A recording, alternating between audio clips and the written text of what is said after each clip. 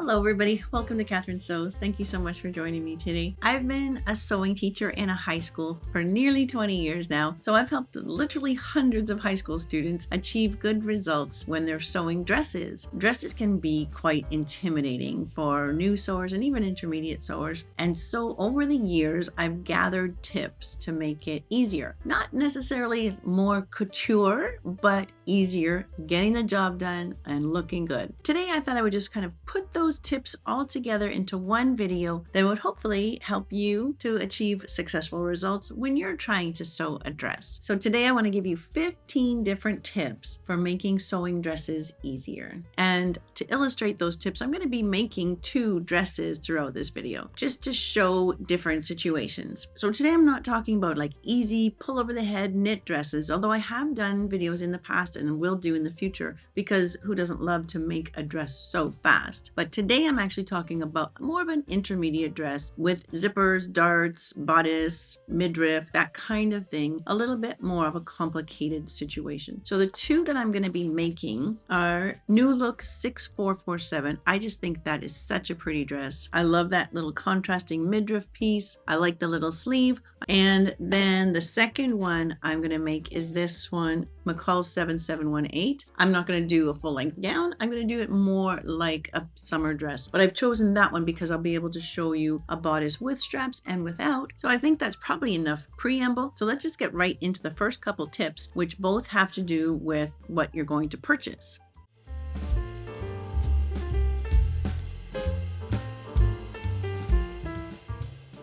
So as we talk about what pattern to purchase, I'll be focusing on the big 4 pattern companies, McCall's, Butterick, Simplicity, and Vogue. You can definitely go online and buy a PDF pattern, and I've had mixed results with those. So really I'm going to focus on those big 4. And in fact, I'm going to narrow it down to 3. I'm going to say don't buy Vogue patterns. If you are a very experienced sewer and you've made complicated things, then yeah, have fun. I mean, they're beautiful. But if you're more of a beginner to intermediate sewer, really avoid Vogue, even if it says very easy Vogue. Some of my students wanted to tackle this Vogue dress because it's stunning. It was a nightmare. It was just so hard. And it's really meant for a much more advanced sewer. And even if it says very easy Vogue, like this one, some of my students did take on this one and they did have successful results, but I'm not going to say it was very easy. For beginners and intermediate sewers, I definitely prefer Simplicity and McCall's. NewLook is a branch of Simplicity, and their patterns tend to be a little bit more simple and easy to deal with.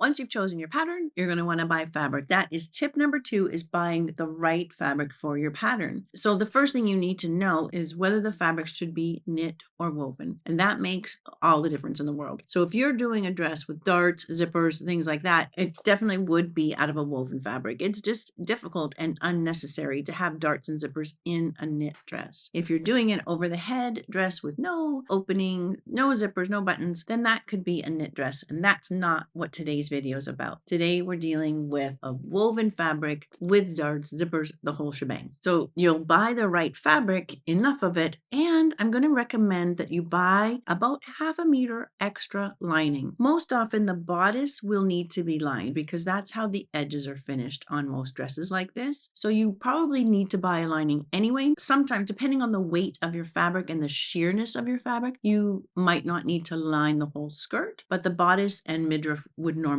need to be lined. And so I recommend buying about 1/2 meter extra, maybe a little bit more depending on the size of your bodice. And that is so that you can test out the bodice first. And I'll tell you a bit more about that a little bit later. Okay, so you've made your purchases of your pattern and your fabric, your thread, your zippers, whatever you need. And now it's time to prepare your pattern pieces.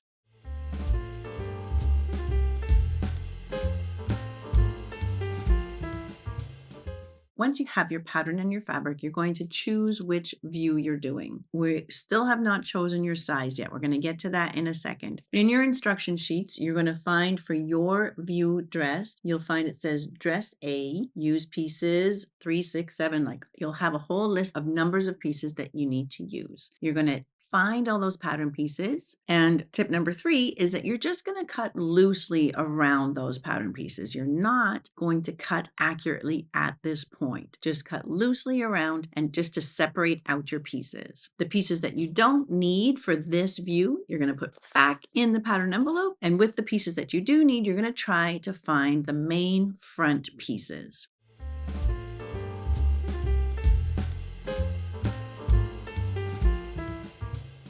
So tip number 4 is not to use these body measurements for your size. You can use them as an estimate to be able to know how much fabric to buy. Once you have those main front pieces, you're going to find on there the finished garment measurements. You'll find those little bullet points at the bust, waist, and sometimes the hip. And 90% of patterns these days have those printed on the main front pieces. And those measurements are so helpful because that is the exact measurement that the garment is going to turn out to be. If I look on those body measurements on that pattern envelope flap, it says that the size 6 has a 23-inch waist, which I think I had a 23-inch waist when I was 9 years old. But the finished garment is not going to have a 23-inch waist, even though it should have a fitted waist. They add about 3.5 inches of ease or extra fabric, which you really don't want around your waist. So it's really misleading, the measurements that are on the body measurements here. So that's why I don't love these measurements. I want you to use the measurements that are printed on those front pattern pieces. Those are the actual finished garment measurements. NewLook 6447 seems to only have the finished garment measurements for the bust. I don't see anything for the waist, and so if that's the case, you can actually just measure the pattern pieces and subtract the seam allowance. So I'm guessing from the bust measurement that I'm between a 12 and a 14. So if I look at the waist of the 14, I can take off the seam allowance and measure that. And so that times 2.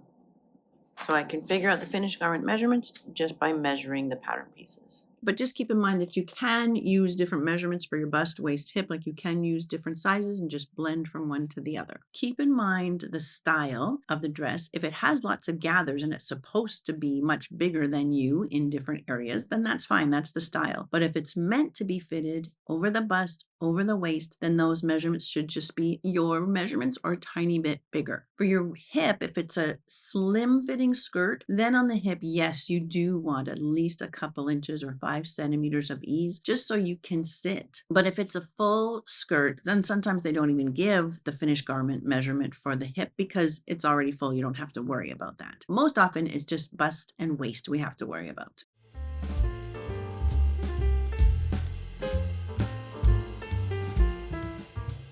So tip number 5 is to start by cutting the lining, and that might just be the bodice. And we want to just cut that bodice first, just so we can sew that up quickly and test the fit. You can make any changes you want at that point. Make those changes to the pattern piece before you cut your good fabric. So I had added a little bit to the waist on all of the panels for the size 14. And when I tried it on, yes, I definitely needed that extra at the waist, but it was too big across the bust and kind of at the high waist. So I'm actually trying again with the smaller cup size. Sometimes dresses will come with different cup sizes. So I'm trying the smaller cup size and still adding that bit at the waist, but nipping it in at the high waist. That hopefully will work better.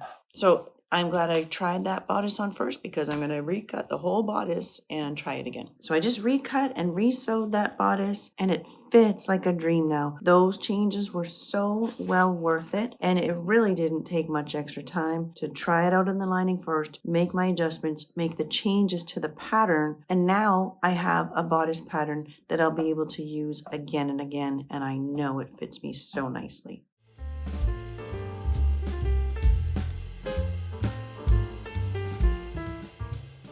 So now we get into cutting the fabric with tip number 6, which is to definitely cut accurately at this point. And even though it looks like every piece should be touching an edge, they should not be. There should be a little bit of breathing space around all the pieces. The only pieces that should be touching an edge are the ones that are meant to be on the fold. So you'll look for those little bracketed arrows that say place on fold and get those exactly on the fold. Everything else needs to have a little bit of breathing space around it. So you definitely want to pin your pattern pieces all down with pinning every corner and every hand width or so in between. You want to cut right on your size line now with your best, smoothest cutting. And then you can either cut with scissors or a rotary cutter. With a rotary cutter, you use weights to hold down your pattern pieces. You might not need any pins, but if you're using scissors, your scissors lift up the fabric just a tiny bit. And so that doesn't work with the weights very well. So pins go with scissors, rotary cutter goes with weights. So the skirt for this one is very, very full, and it's full length. All of the views are full length. I've drawn a line at 32 inches, so mine will be shorter, but it's still very full. So wide, in fact, that it doesn't fit on a folded 60-inch wide fabric. So I've got it on the cross grain, which is fine for a fabric like this. That'll be perfect. And now is the time to cut accurately right on your size line. I've planned, I know I've got enough space for the other big skirt pieces, so I'm good to cut now.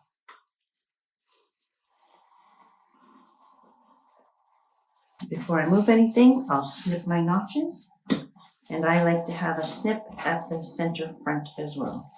To get the pattern pieces to fit on this georgette that I'm using for lining, I've made a 2-inch deep fold at the bottom of each piece and brought that fold up to nothing, like just to blend off at the waist. So I'm not changing the waist, but I'm just making the lining not quite as ginormously full as the skirt itself. It's not going to make any difference in how it hangs, but it's going to make a difference on whether or not I'm able to use this georgette. And then one last thing I'll do before I take this off the table, for all of the skirt lining pieces, after I've cut them, I've just cut off about 2 centimeters or 3/4 of an inch off the bottom, because it's much easier to do it now than it is to do it later. And I always want the lining a little bit shorter than the skirt, so that should be good. For this one, I want to cut the skirt 4 inches longer than the pattern. So I've made myself a note so I don't forget. And then I'm laying a 4-inch wide ruler along my cutting line, marking with my little scrap of soap. And because adding that length makes the swing come out even more, so this one wasn't fitting on my fabric either. So I did the same 2-inch fold in the middle of the front and the back. So that should be fine. And then I'm going to leave my ruler right there on top of that cutting line so that I do not forget and just automatically cut, because we've all been there. In fact, it is a very good idea for me to start my cutting right there.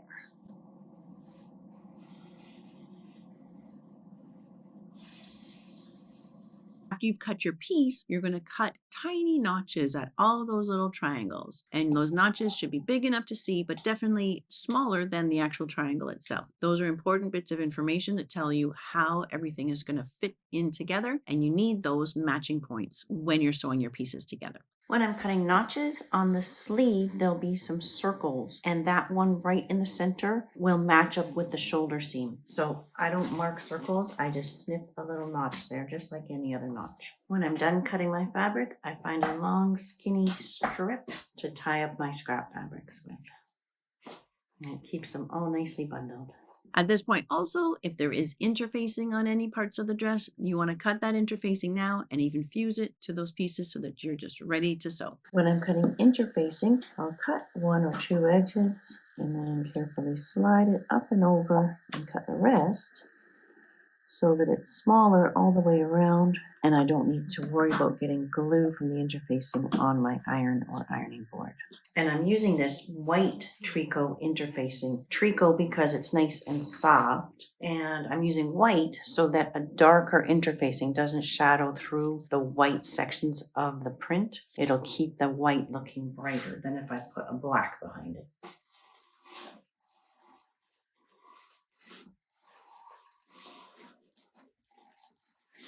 I'll fuse these on to the front and back before I start sewing. And right after I've fused on the interfacing, I've got it all nicely laid out on my ironing board, so I pin the pieces together so they're ready for their sewing step. It just makes everything organized and efficient.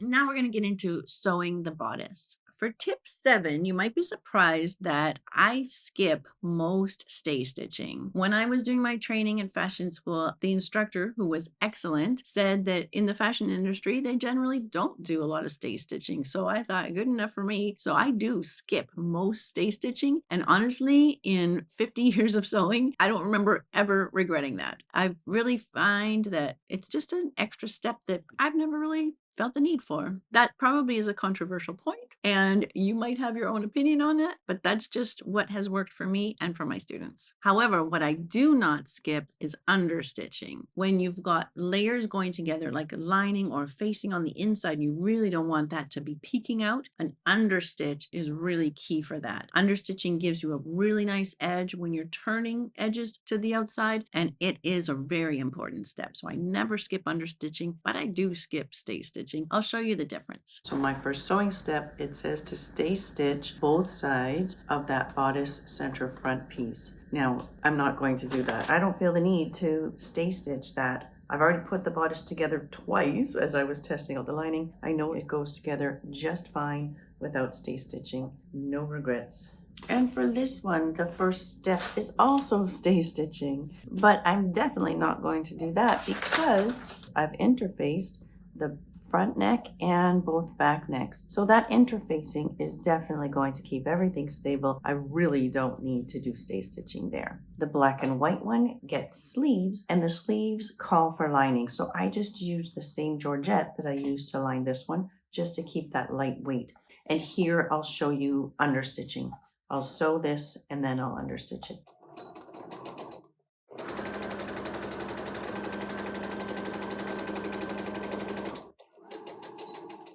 I'll chain both together.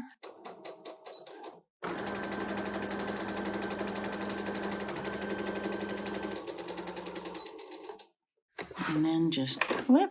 I'll bring the lining out over the seam allowance and make sure that this is really nice and open. Then I'll be sewing down 1 millimeter or 2 on this side through the 3 layers of lining and seam allowance. If there was any clipping to do, I would clip before I do my understitching.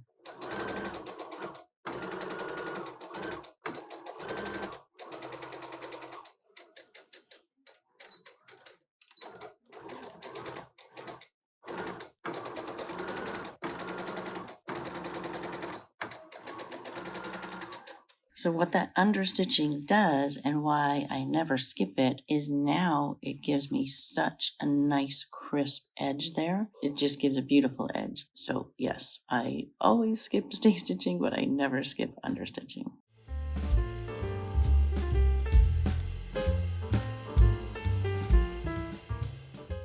I didn't get a good shot of marking my actual darts, so I just want to show you on this.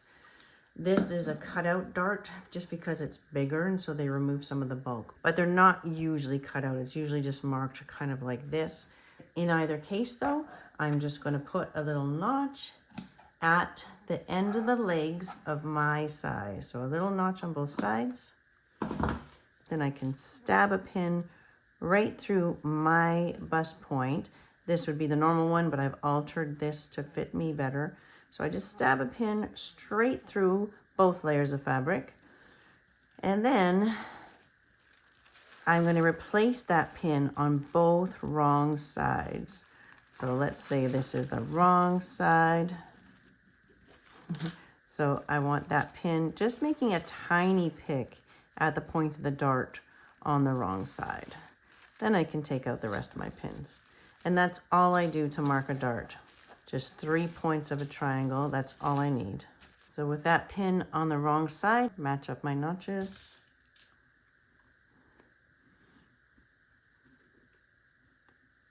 Turn this pin sideways and I'm ready to sew. Basically, you want to sew a straight line from your notch almost to the pin, aim a little bit above the pin, and then your last few stitches are right along the fold like that. On a dart that's not cut out like this, the main difference is that you're never going to be sewing parallel to that fold. the way you sew parallel to this edge at the beginning, right? You're just going to start here and immediately aim straight for sort of your thumb above that pin. Whatever you're holding in front of the needle is where you're going to go. So you just hold that right in front of the needle, and then your last few stitches are right on the fold. So it's long and skinny like that. So I'm starting at the notch where my pin was, and then going straight to the sideways pin and trying to form a bit of a curve. My last few stitches will be right along the fold.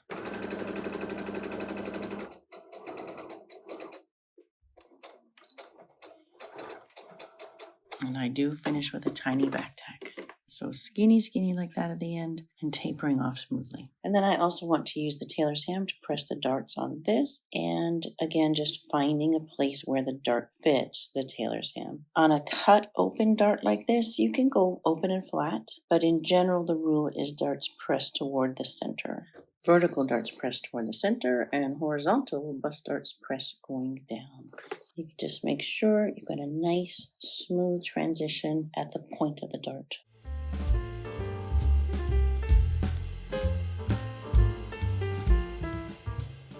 Tip number 9 is if you're doing a strapless bodice, it's going to need boning. Boning is what is going to support that so that it stays up. It kind of gets anchored to the waist, and there's just a couple tricks to make applying the boning a lot easier. We're going to be sewing it to the lining, and the curve goes down onto the lining. I'll show you what I mean. If you are doing a strapless bodice, then you're going to need boning, and you can either use like this where it has the casing, or like this one that comes with no casing, and I'll show you both. So for this one, you cut your bones the same length as the seam. And then you push back the casing, and you want to cut off about 2 centimeters or 3/4 of an inch, just a little bit bigger than your 5/8 or 1.5 centimeters seam allowance.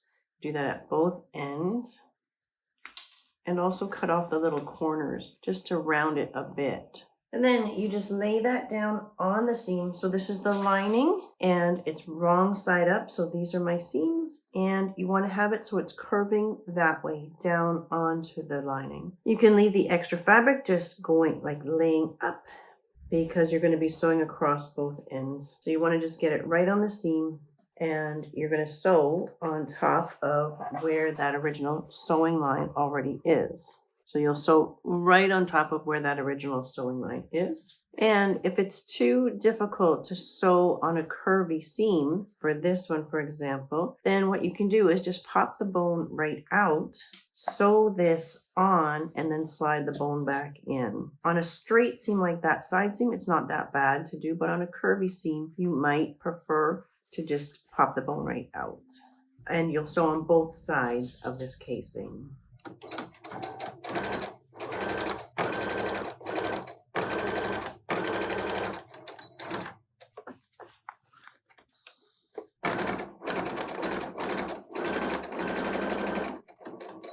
Good, so the bone is right in there. You can just do a little back tack across just so it can't slide, but it's going to be caught into the seam there anyway. For this one on the curvier seam where I've removed the bone, that's going to be even a little bit easier.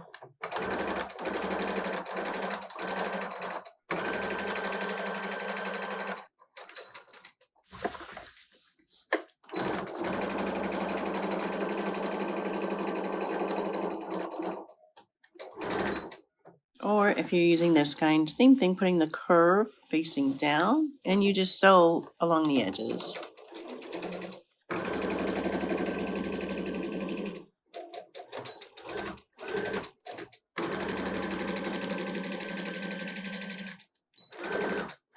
So that goes on nicely. It's just those ends. I mean, you can wrap an extra piece of fabric around those ends, but I find they're kind of determined. They're going to be poking through. So probably melting with a lighter is the best idea. But if you've used this type of boning before, and if you have any tips of how you make it more comfortable at the ends, you can leave that in the comments. That would be great. And then here, the one that I took the bone out, just remember which way the curve goes, and then that can just slide right back in. And push it down enough that you can do your little back tack at the ends. So there you go, that's for boning.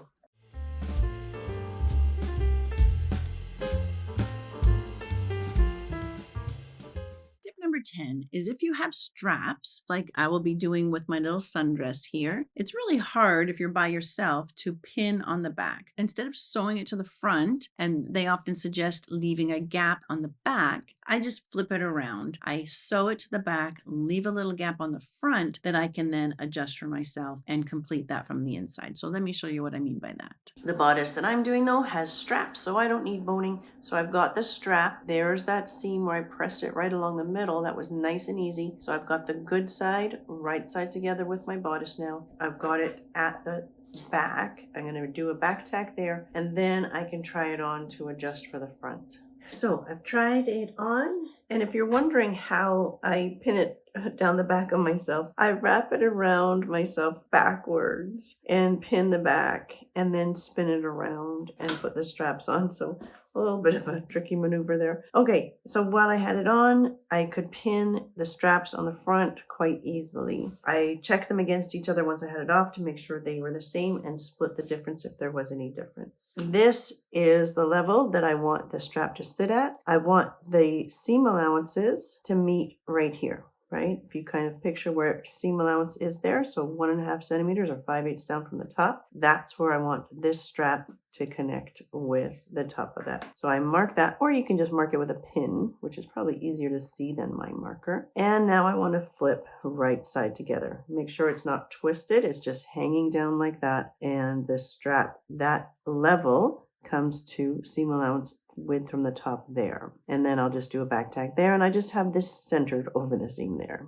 So same here, I can just move my pin to be seam allowance distant from the top of the bodice and then flip it. So it's right side together, it's not twisted, centered over the seam. And then if I do a little back tack at the edge of my presser foot or a 1/4 inch, it won't show in the final seam. So then when my straps are in, I just sew lining and the fabric right side together. I sew across that whole top edge. Now, whether you've got boning or a strap, once those are applied, now it's time to put your 2 layers together. They're going to be right side together, and you'll sew across this whole top edge, matching up all of your seams.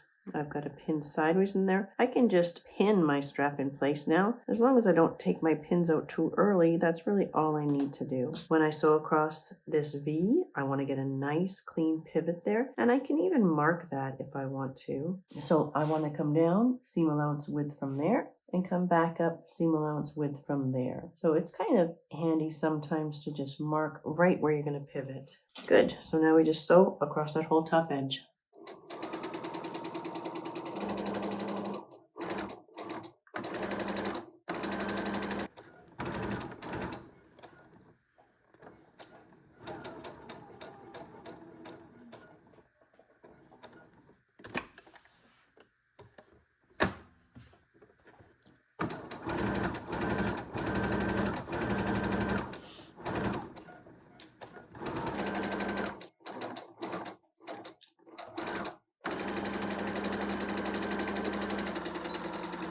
Okay, that seems good.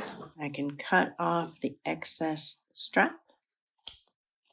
And then one bit of clipping that's so important is this V. You have to clip right into the V, really close to the V, but just don't cut your stitching. And then along straight parts, you don't have to clip anything, but around the curve, you can either just cut out triangles or you can just reduce the amount of seam allowance. I think I'll do that. I'll just cut it in half.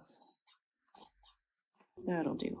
Understitching now, this will be nice. You'll be able to see right through the fabric, I think. So the seam allowance comes off toward the lining or facing, and then you want to have this really nice and flattened out. Like I don't want to have any room here. And then we sew 1 or 2 millimeters onto that side through the 3 layers of the lining and the seam allowance.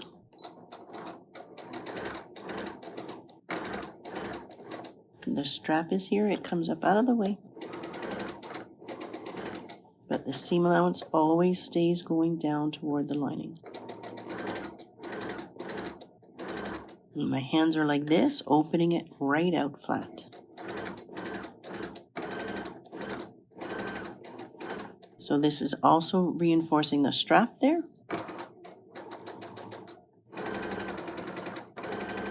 And then at the V, it's not great to go around the V. It kind of rounds it off. So I'll do a back tack here and then rearrange after the V. So just pushing everything to the back now is going to keep that V nice and pointy. It's not going to round it off.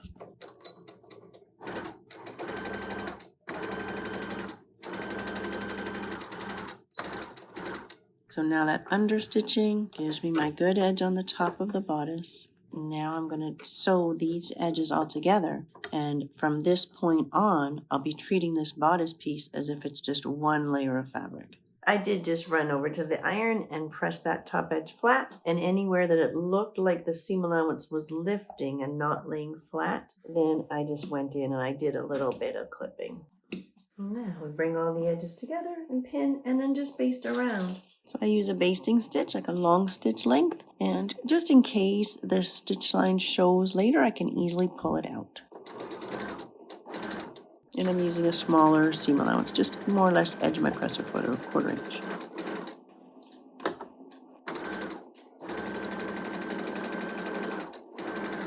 So this bodice is ready to go onto the skirt. How nice.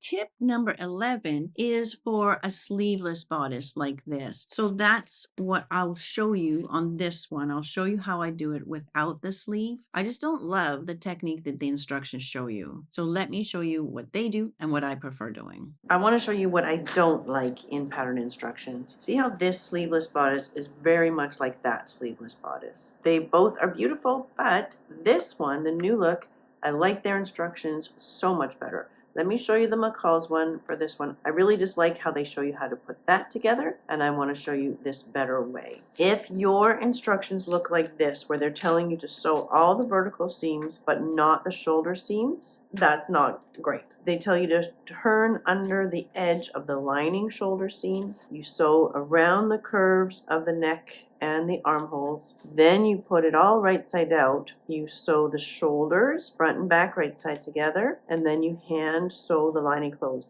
Honestly, I have just never had a student had that end up looking great. The corners don't go together well. It's bulky. It's just really not good. Instead, what I'm going to suggest is you don't sew the side seams, you do sew the shoulder seams. So that is what the NewLook one says. So the side seam is left open here, the shoulder seam is closed. We're going to sew around the neck and we're going to sew around the armhole. Then we pull it through and then close up the side seam in one long line. It works beautifully. Let me show you that. I'll also show you the difference if you have a sleeve or not. The little sleeve that I'm doing here isn't actually a great example because it doesn't set in the way a normal sleeve, like it's just a partial sleeve. If you have a full sleeve, it's actually easier. You would sew your shoulder seams and your side seams of your fabric and of your lining. You put the two right side together and sew around the neck. Flip it right side out. Your armhole seam is still open. You set your sleeve just like normal, all right? But for this little partial sleeve, it's quite nice because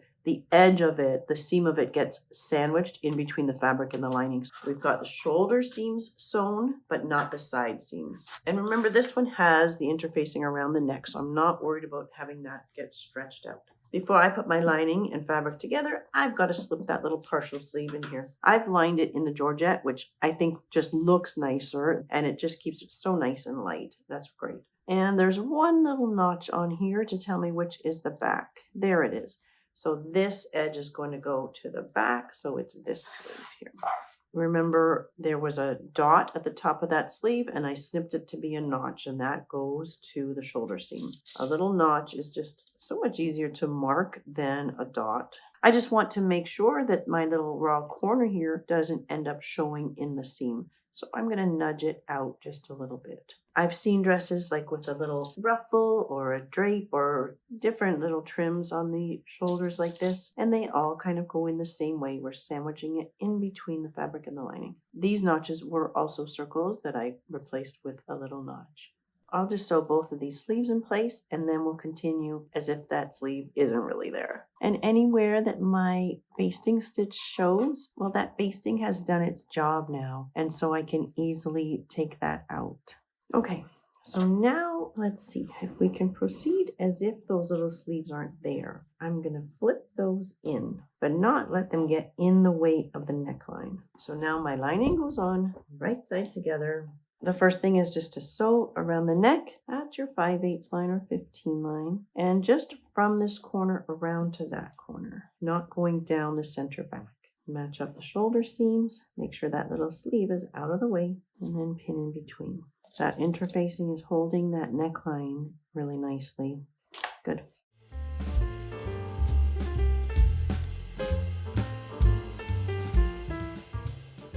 If this sleeve wasn't here, I'd be able to show you very easily. Just pretend that's not there. You also sew around the curve of both armholes. So you're sewing 3 curves. These little sleeves are just going to get sandwiched in between the two. So I'm still bringing shoulder seams together and pinning around this whole curve. And it's just from one corner around the curve to the other corner. If you're wondering, this muslin was repurposed, used to test out a big skirt. So it was this big piece of muslin just ready and waiting for me. I'm letting the corner of that sleeve stick out a bit just so my raw corner doesn't show in the seam. So the sleeve is making it bunch up. It'll sit flat once it comes out, but without a sleeve, that would all just sit flat and it would just look exactly like that picture. Good, so I'll sew around all 3 curves and then I'll show you the clipping and understitching.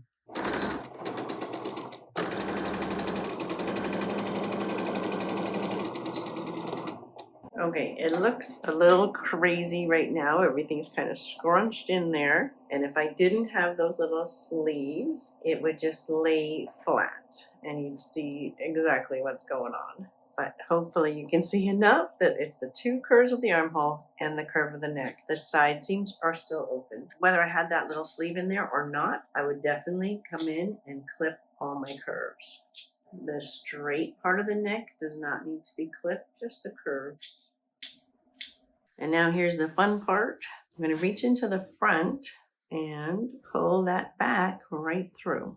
There's the little sleeve emerging. So that sleeve is just beautifully sandwiched into that seam. Looks gorgeous on the inside and the outside. Look how clean that is. And your shoulder seam is nice. It's so much nicer than on that method that I showed that I didn't like. It's just far superior.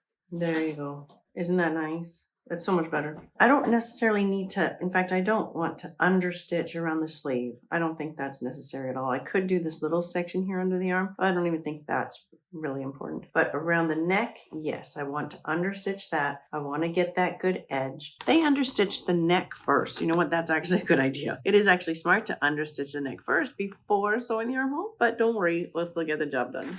I do wish I had done that before. It would have been much easier. I could have gone clear around the neckline all in one go. That would have been smart, but here we go. So I'm just going to go up inside this tube just as far as I can make it. And I'm pushing the seam allowance toward the lining the whole time. And I think that's as far as I'm going to be able to go. I can't get any farther into this tube.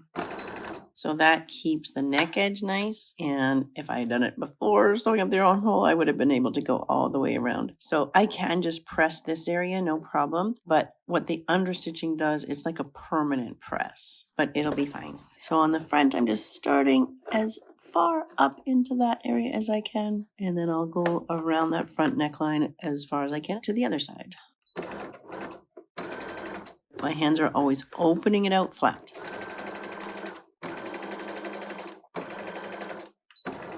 So most of the neckline is understitched. So now this bodice just needs its side seams. We're going to put the front and back right sides together, but I'm just going to take the 2 layers of fabric to fabric and pin corner to corner, notch to notch, seam to seam. And you really want to match up those seams nicely because that's where it's going to fold. And then you just continue right into the lining, seam to seam, corner to corner.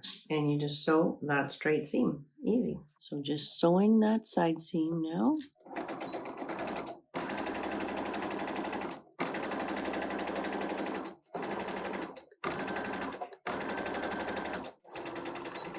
So that whole side seam is sewn, and you'll see in a second it just works out so nicely.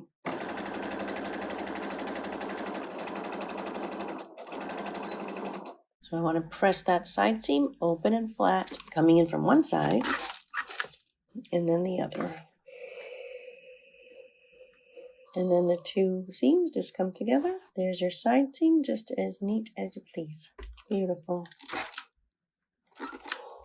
That really is just so satisfying. It's so nice. This bodice is almost ready to attach to the skirt. It just needs its midriff piece. And I really like that design, that it has the contrasting midriff piece. I'm just going to do this in a slightly different way from the instructions. Here, they sew lining to lining and fabric to fabric, which you can do, that works, but I'm just going to do it in one big sandwich. So with this bodice, I've also, the same way I did the other, I've sewn down across the bottom and back up the side. And so this edge I can now treat like one piece. So I'm placing this one right side together with the bodice, and then the lining goes on the other side of the sandwich. So if you think of it that my two midriff pieces are right side together, they just have the bodice sandwiched in between, and the outer midriff is right side together with the bodice. So I'm going to match up seams like that whole stack of seams there, and there are good notches to keep you on track and make sure that you're not flipping that midriff upside down.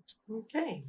So I'll just sew straight across there. It'll be clean lined on the inside and on the outside. That'll look great.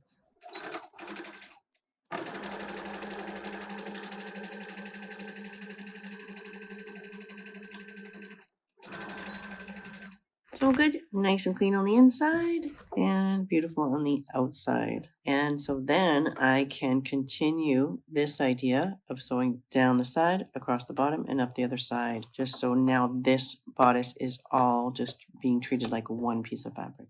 I gave that seam a quick press with everything going down and nice and flat. And now I can sew side, bottom, side. And I'm just sewing nice and close to the edge. I don't want this line of stitching to show later.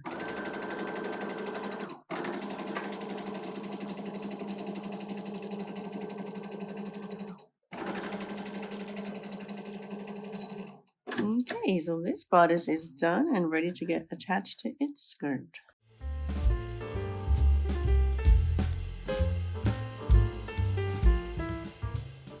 Now, you haven't had to finish any edges yet, right? Unless you're doing a sleeve, because the whole bodice is lined, and so that means your seams are all enclosed, and we generally don't do any serging or seam finishing when something is enclosed. You're never going to see those seams because the lining is going to clean it on the inside. It's already clean on the outside, so there's no need. And that serging would just add extra bulk, which we want to avoid on a slim fitting bodice. So now, once you're into the skirt, whether you're lining it or not, it's going to be open at the bottom edge of the skirt. And so if your fabric frays, those threads can hang down and look pretty terrible. So we do want to finish the seams of the skirt. Now, the pattern instructions are never going to tell you when to serge. They're just made for people that probably don't have a serger at home. But if you do, you're going to want to serge. And if you don't, you're going to want to finish your seam somehow. And so maybe you prefer zigzag, or if you're fancy, maybe you'll do a French seam. You might not want to do it at the top of the seam if it's very slim around the waistline. You don't want a bulky seam coming into that waistline. So you might want to leave the top 6 or 10 inches free of any seam finishings. But I would suggest that you serge or finish your seam somehow for at least the bottom 18 to 20 inches, just so that those seams don't start to fray and you get threads hanging down, because that looks terrible. Those seams for the skirt, though, that is just the side seams or any panels. I don't recommend that you sew that center back seam yet. Your instructions probably show to sew from the bottom of the zipper down, and I'm going to say don't do that yet, because I'm going to be recommending an invisible zipper. So much easier. I'll talk about it more in a second, but that seam below the zipper gets sewn after. So at this point, you're not sewing the center back of the skirt. So in the case of this skirt with multiple panels, the notches are even more important. So I know that I'm getting the correct edge of each panel together. So this is the center front going with the side front, and it's matching up a single notch. So those notches are really important. And this lightweight fabric, and even more so the georgette that I'm using for the lining, I am just going to serge. So I'll be trimming off a little bit so that I am maintaining the same seam allowance, and my serger won't mind trimming that for me. On a heavier fabric, like on the black and white one, I will sew and then serge. So I've got the notches pinned together.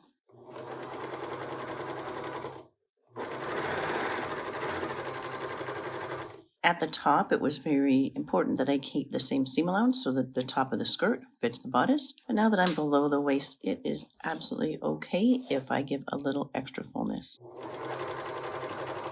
So I'll come back out to the edge because that little extra fullness is not a problem. So now I'm grabbing the bottom corners of the skirt and halfway along. So I'm holding both of those 2 points. So I know it's going to end up even at the bottom, but I didn't have to spend a lot of time pinning. Edges together and go.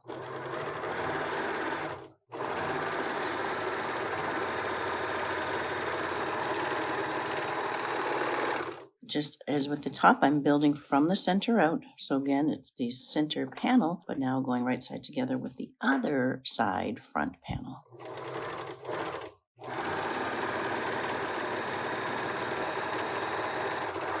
I'm still holding both points.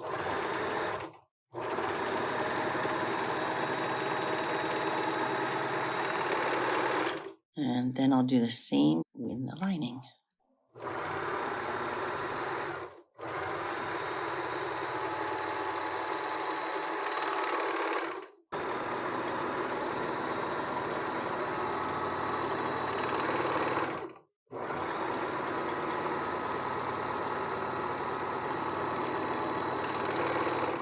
And then I'm going to serge just the center back edge of the skirt, just a single layer.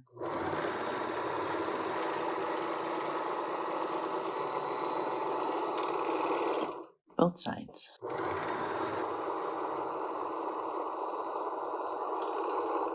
And then repeat for the lining, the center back edge.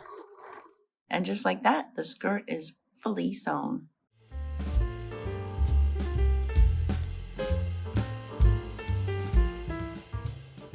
You've got your bodice made, and possibly if there's a midriff piece that's already attached to the bodice, and you've got the skirt made. And now it's time to put the two together. And sometimes the instructions get a little fancy where they tell you you're going to sew the skirt to the outer layer of the bodice, but then you're going to hand sew the lining to it. Now, I don't know about you, but I know that my students just do not have that kind of patience.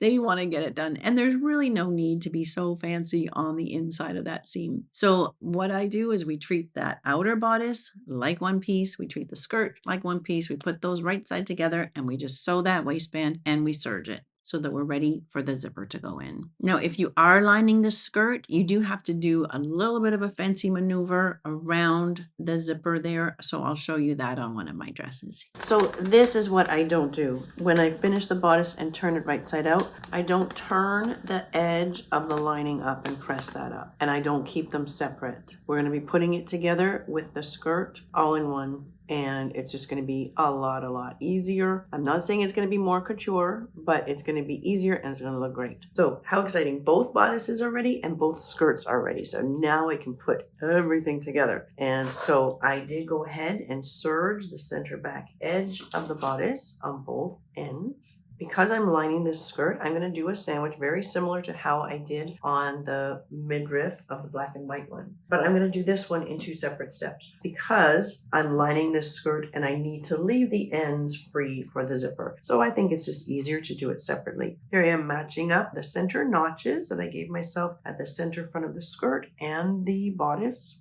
matching up those 2 serged center back edges and the side seams. And then pin in between your matching points. If one side appears to be bigger than the other, like the skirt is a little bit bigger than the bodice, have that side down so that those feed dogs help you just ease in whatever layer is on the bottom. But you know what? Actually, this one seems to be going in very nicely. I'll sew straight across this, and then I'll come back and show you sandwiching on the lining.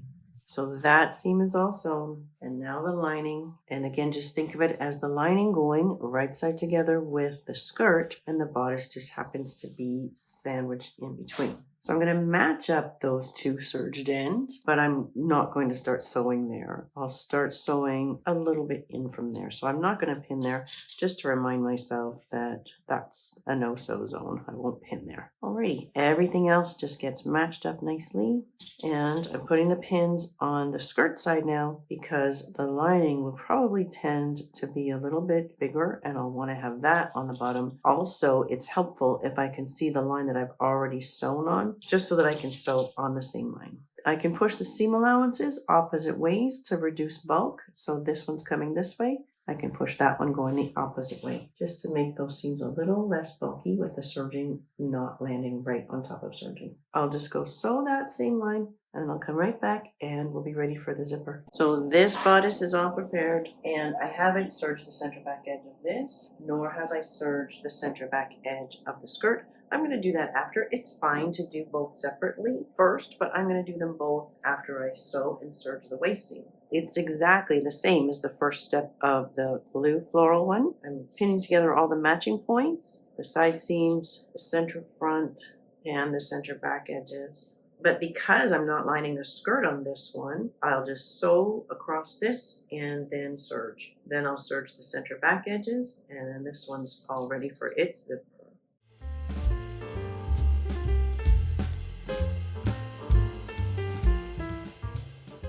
We're going to use an invisible zipper. A regular zipper is fine for a fly front or even a shorter skirt zipper, but to sew the whole back of a dress with a regular zipper, like a lapped zipper or even a balanced zipper, it's just brutally difficult for beginners and intermediate sewers. And you know what? When I have students who've come this far along on their dress and now they have to struggle with the zipper and it can kind of look terrible, it's just not fair. And I know you can sew the zipper to the back before you do your side seams, but that center back seam is sometimes a spot where you might want to do some fitting. So you probably don't want to sew your zipper until this point. An invisible zipper is just so much easier to sew. It's beautiful. It looks amazing, but for sure, there are downsides to invisible zippers. They can pop and break, so you do want to treat them delicately. But if your dress fits properly and you don't have to struggle too much zipping it up, then you should be fine with an invisible zipper. I've seen problems where the dress was just too tight and they really had to struggle and pop it, and that's always so sad. So let me show you how I put that invisible zipper in fairly easily and how we can mark horizontal seams right on the zipper so we get them matched perfectly, looks beautiful across the back, and we get the job done. So to sew in the invisible zipper, I'll take my zipper and go right side together with what is basically the left side of the dress.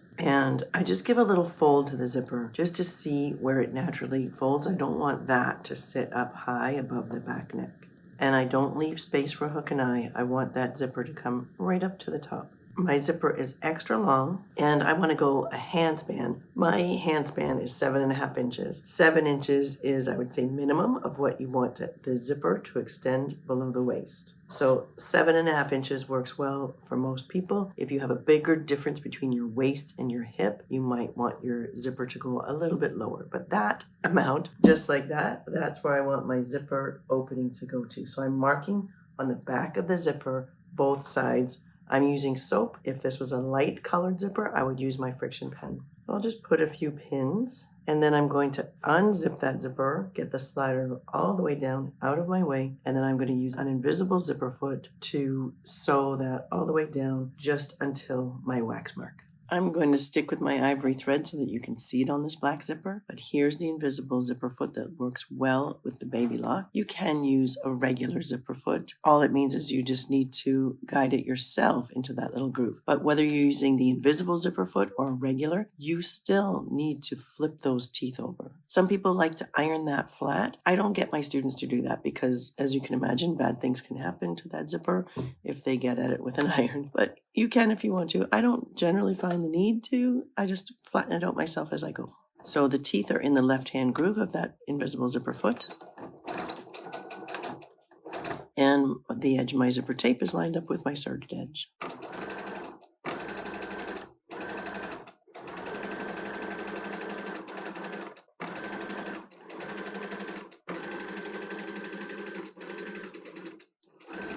So you can't see the stitches because the teeth roll right over them, but there they are, kind of hidden in that little ditch, and that's what makes the zipper invisible. For the second side, I zip that up, and then back with my wax or my friction marker, now I want to mark where those seams hit that zipper tape. So I mark those. This one is a V on the back, so that actually makes it a little trickier, but I like to mark where the top of the zipper hits the neckline. Okay, now to avoid any confusion with like twisting or separating the zipper, I'm going to take the whole dress and just put it right side together. Good, so now I know my zipper is landing exactly as it should, and now I can pin those wax marks right to their seams. On this side, I'm pointing my pins going down because I'm going to start at the bottom and come up because I always like the edge to be on my right when I'm sewing. So matching that wax mark up with its seam. And then yes, the trick now is to just make sure it stays where you pinned it, right? Because I'm going in the opposite direction. The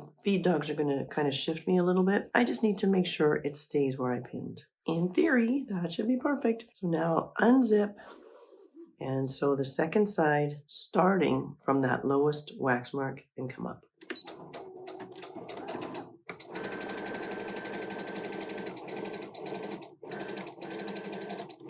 I want the seam allowance going down, especially if I am lining the skirt. I definitely want that seam allowance of the waist to go down toward the skirt on both sides.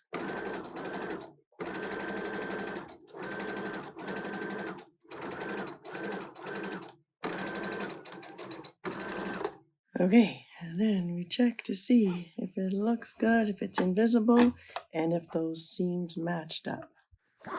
So the seams line up nicely. That looks good. And at the top, we're looking good there too. Beautiful. So back to a regular presser foot, and there are 3 things I still need to do to this zipper. And one is to turn down that little top edge of the zipper and stitch it down. And you can decide for your neckline which way is best. Is it best to turn it in? That looks pretty good. Or fold it down? Maybe that's better. That folding it down onto itself is the way I go, I guess, almost always.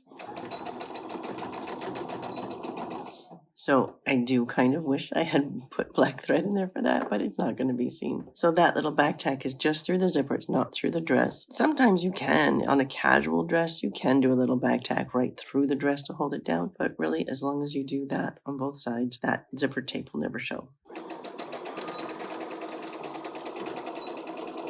So that looks great. Okay. Second thing I need to do to the zipper is at the bottom end, a little back tack straight across so that the slider can't go down any further. And then I can cut off the extra zipper. And then the last thing I need to do for this zipper or for this center back seam is to sew the center back seam closed beneath the zipper. Just push it all out of the way, find your final stitch there, and you want to connect from that final stitch all the way to the bottom. Sometimes I get it no problem with the regular zipper foot, but sometimes you end up making like a little pucker on the back. I will often just switch to a regular zipper foot just for the first couple inches to get right in beside that. The zipper foot is on the right, just so it's out of the way and I can get my needle to connect with that final stitch. Good, right there is fine. Bring my 2 serged edges together and continue that seam. You have more control though with a regular presser foot, so I just do the first couple inches that way and check it from the outside, make sure that looks good. Yep, I think we're looking fine there at the base of the zipper, but it's really easy to get puckers right there, so do check. And now we continue that seam just like normal.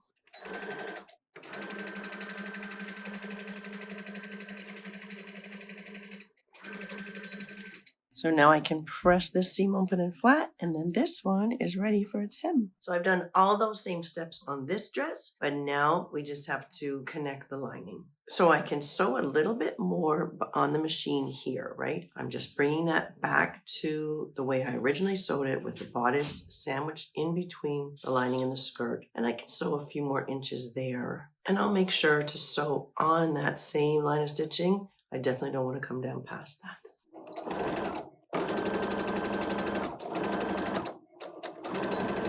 So then we just have this corner. So for this now, I want to reach in, grab the edge of my lining, grab the zipper. So that's how I want it to end up, right? Nicely enclosed there. With holding those edges, so I just flip that lining out of the way, and then I can get in here.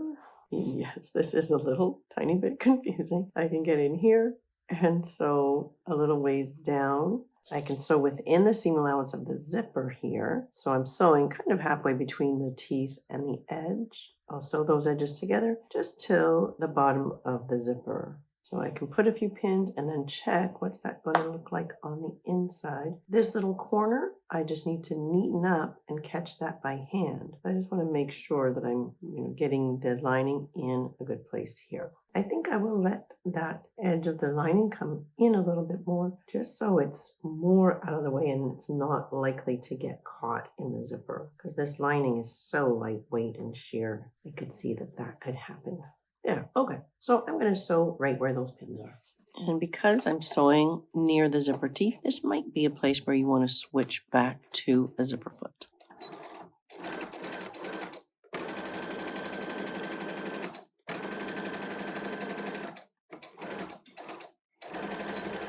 So on the inside, it just looks like that. And then just a few little stitches by hand is what I need when I tidy up that corner. That'll be good. Same on the other side. I'm just tucking in the edge. That's how I want it to end up. So I reach in and grab those two seam allowances and flip. Try it with this side up.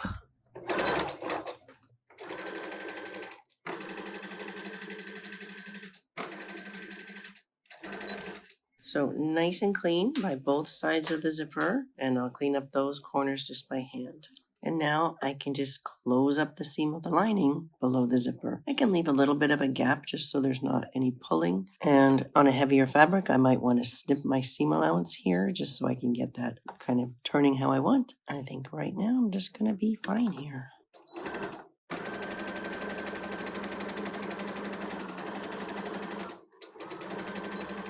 I'll press that little seam open and flat, and then both layers are ready for their hem.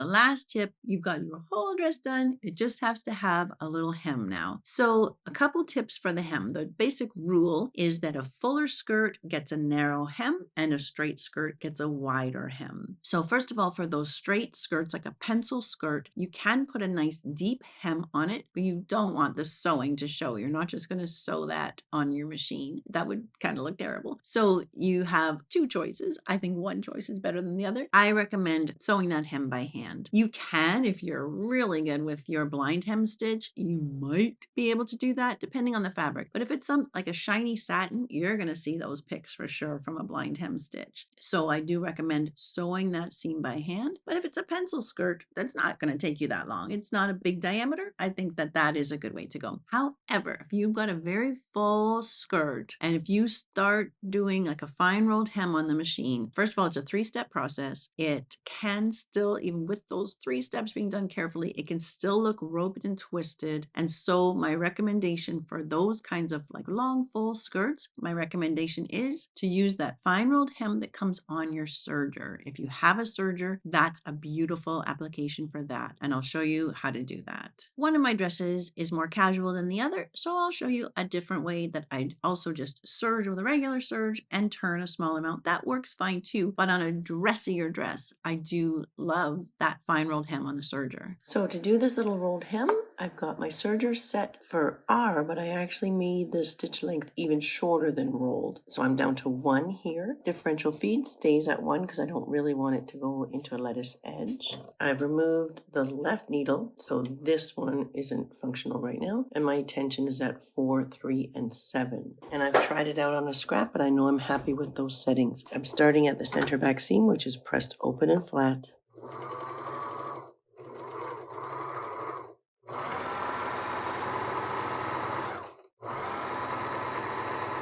And of course I have the blade still up, but that's the nice little edge it's giving me. You can use a woolly nylon thread here. That can look beautiful.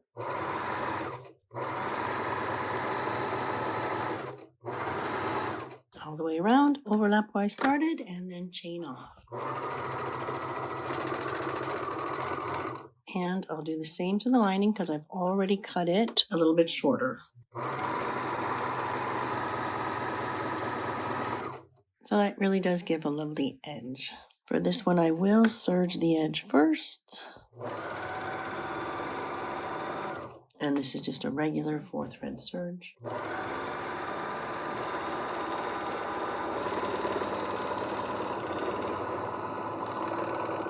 And then I'm just going to turn up a little bit more than the serging. And again, I'm starting at the center back seam. And yes, I have finally switched to black thread for this dress.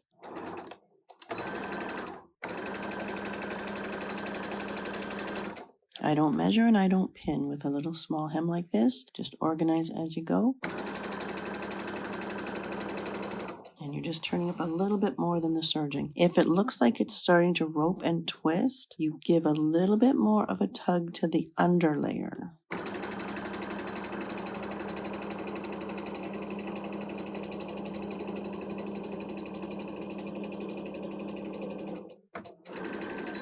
So that hem looks just fine. I'll give that a final touch with the iron, and then this one is done. Okay, so those are my 15 tips to help make sewing dresses easier. I hope you learned something from that. I hope you like the dresses I made. I hope that that was helpful, and I really appreciate you being with me right till the end. That's always so lovely. And until next time on Catherine Sews, you take care.